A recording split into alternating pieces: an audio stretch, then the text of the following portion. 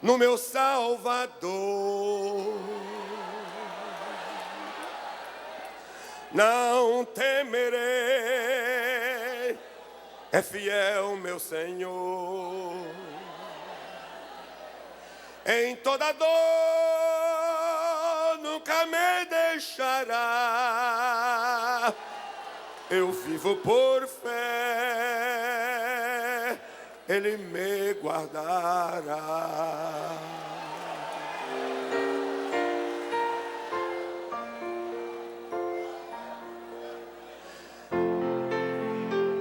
Então ela me olhou e estendeu a mão e tomou a minha mão e falou: negro, o hino é para nós.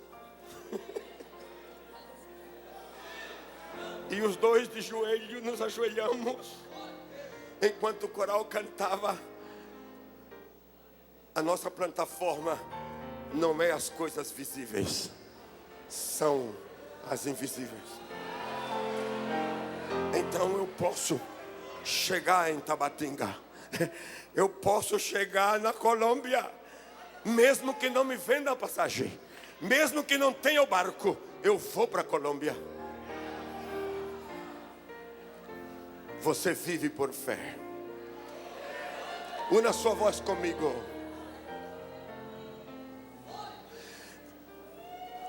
Vivo por fé no meu Salvador. Não temerei, é fiel meu Senhor. Em toda dor nunca me deixará. Eu vivo por fé, Ele me guardará.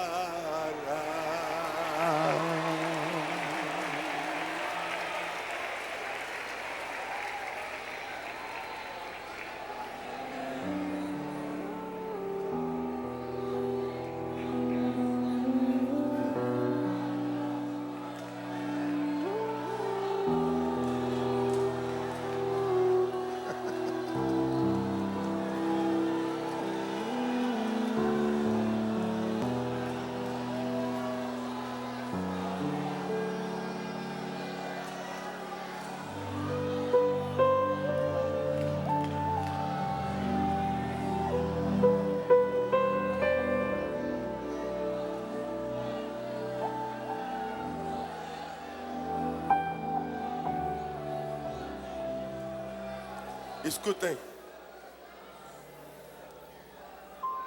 Diga comigo. Eu sou parte do reino para governar sobre as coisas visíveis, desde a plataforma do invisível.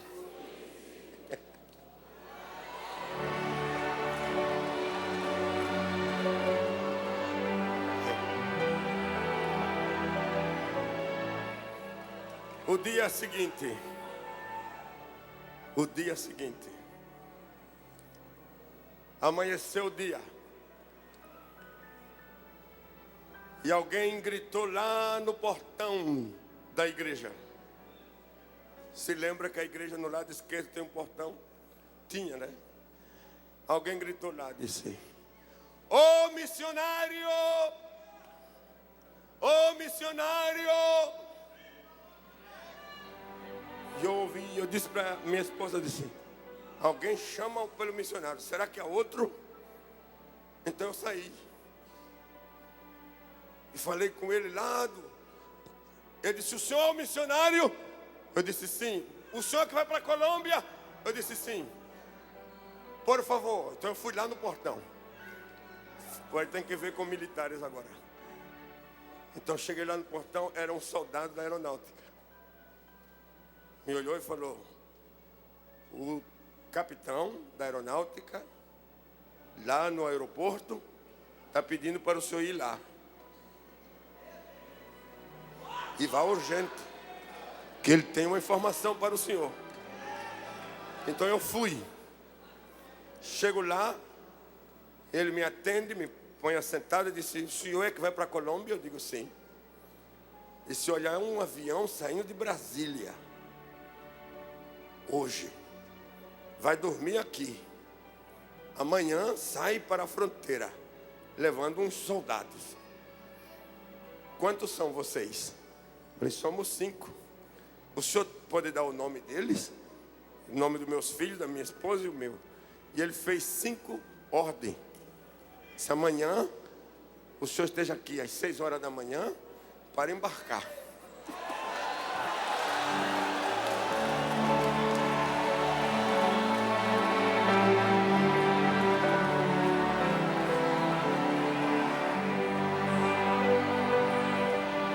Você sabia que Deus tem avião?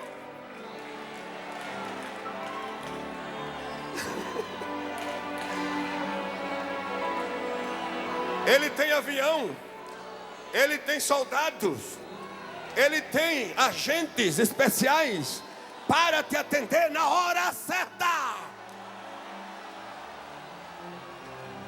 Esta noite eu venho como profeta de Deus para dizer: você é parte do reino de Deus. E a sua plataforma é governar desde o invisível as coisas que são visíveis.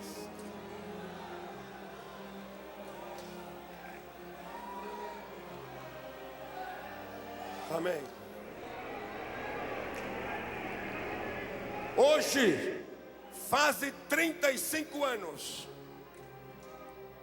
36 do tempo da visão, 35 na Colômbia. Tudo que foi visto do invisível se vai materializando. Tudo. Agora eu pergunto: aonde está aquele cidadão que me atendeu aquela tarde? Se eu voltar a vê-lo em qualquer lugar, eu o conheço.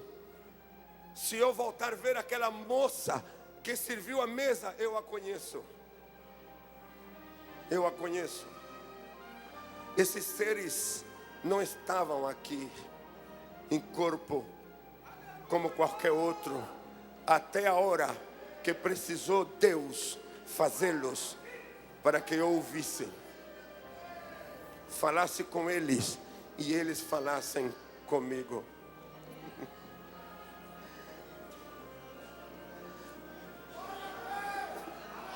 Ora, espere. Estou em Bogotá.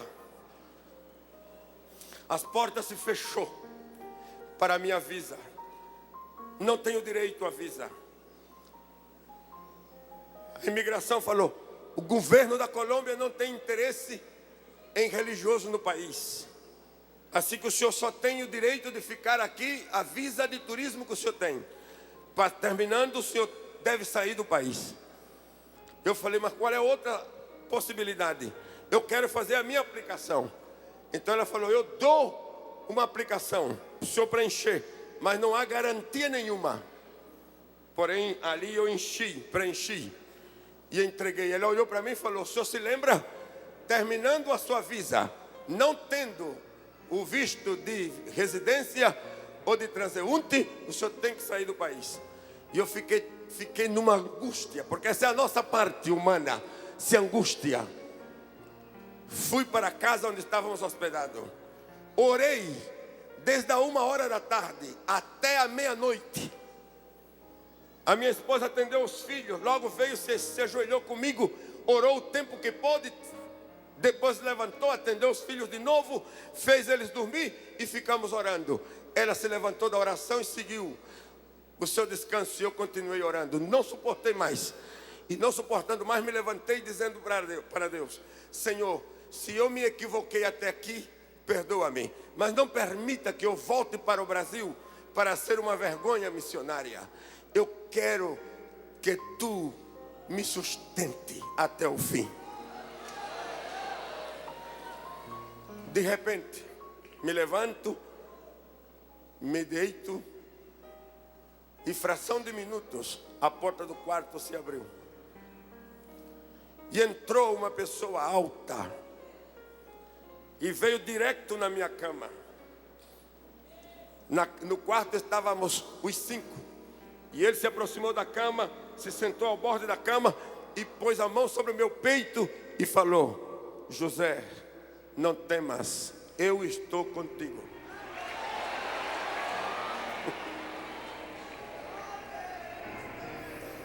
Eu olhei para ele, seu rosto sorriu para mim e falou: descanse. Amanhã você vai para Cúcuta. Cúcuta.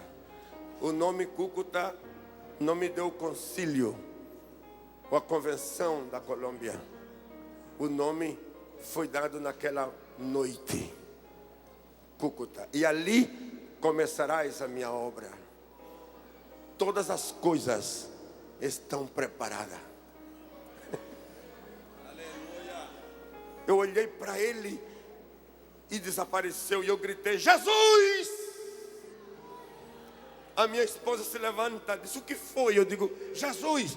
Quem? Eu disse: Jesus. Quem? Eu disse: Jesus. Ela disse: como? Eu digo: olha, orei, me levantei, me deitei e entrou uma pessoa aqui, sentou comigo na cama, pôs a mão sobre o meu peito, falou comigo e me deu o nome da cidade. É Jesus. É Jesus. Nos levantamos os dois, oramos de novo, agradecendo a Deus. E o dia seguinte nos preparamos para ir para Cúcuta. Mas eu quero dizer, aquela noite, o peso, a preocupação desapareceu. Eu amanheci o dia como que se nunca tivesse passado nenhuma luta, nenhuma necessidade. Fui para o escritório das Assembleias de Deus, me apresentei, falei com eles: vou para Cúcuta. Como? Eu digo: vou para Cúcuta. Quem mandou você para Cúcuta? Eu digo: ontem à noite Jesus veio ao quarto para falar e me deu o nome da cidade. Ele está presente esta noite aqui. Eu estou dizendo que Ele está presente esta noite aqui. Eu volto a dizer: Ele está presente nesta noite aqui. Sinta Ele na sua vida. Ele é tão real como qualquer outra coisa que esteja ao seu lado.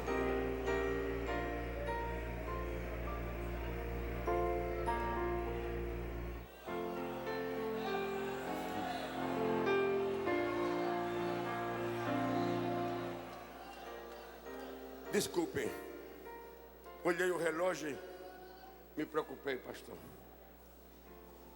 Não posso terminar nem sequer o primeiro componente do espiritual. Dê-me 5 minutos. O componente ético, o componente social. Você quer fazer nota disso? O que se refere ao componente social? O ético como princípio básico da vida. 2, a ordem e a limpeza na vida, na família, na cidade, no país. A integridade, aquilo que faz de você e eu uma só pessoa. Não há duas identidades, uma na igreja, outra na rua, outra na casa e outra no trabalho. É uma. 4, pontualidade. Ser pontual em tudo que você propõe a fazer, pontual. 5, responsabilidade. Algo que não se transfere para ninguém, pertence a cada pessoa e não podemos transferir a outro. 6, desejo de superação. Crer que a vida ela vai em progresso, que você pode prosperar, que você pode melhorar, que sempre há um grau mais alto para você. 7, respeito às leis e aos regulamentos. 8, respeito pelos direitos dos demais. 9, amor ao trabalho. Trabalho não é maldição. Trabalho não é castigo. Trabalho é oportunidade de poder usar os dons, os talentos, as habilidades que nós temos. 3 coisas precisa o ser humano: saber, território e provisão. Essas 3 coisas Deus também nos dá. 10º, cultura financeira em um grau superior. Quando o pastor Cizino fala de missões, fala de economia. A igreja não pode fazer missões com centavos. A igreja não pode fazer missões com poucas finanças. Porém, não pode o crente, membro do reino de Deus, dar mais, a menos que tome a cultura do reino de Deus e a incorpore na sua vida. E tenha uma atitude de progresso na sua vida. Hoje eu venho para dizer a você: eu venho para abrir uma porta ao seu favor, aonde a bênção da maior abastança tocará a tua vida, para que nunca mais você seja igual. Ameaças aos fundamentos. O que é que está ameaçando aos fundamentos? Primeiro, o materialismo. Que é materialismo? Aquilo que faz que o indivíduo tenha certo reconhecimento social pelo único feito de ganhar mais dinheiro ou ter bens materiais. Segunda ameaça ao fundamento: hedonismo. Passa bem à custa do que seja. Esse é o novo código de comportamento que aponta à morte dos ideais. O hedonismo é viver em busca do prazer.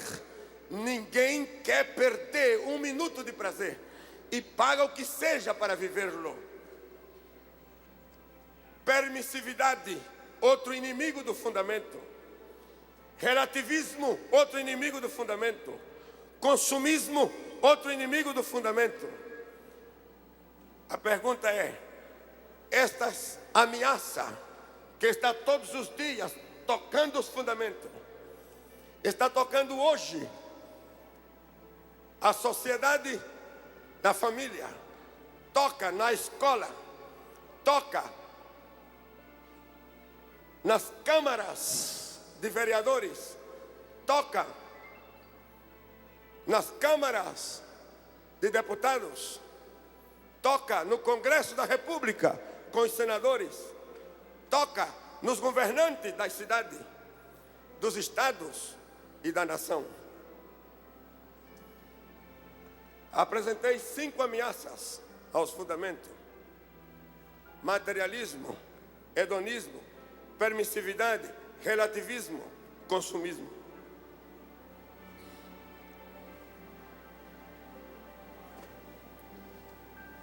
A pergunta então é: se os fundamentos são ameaçados, o que pode fazer o justo?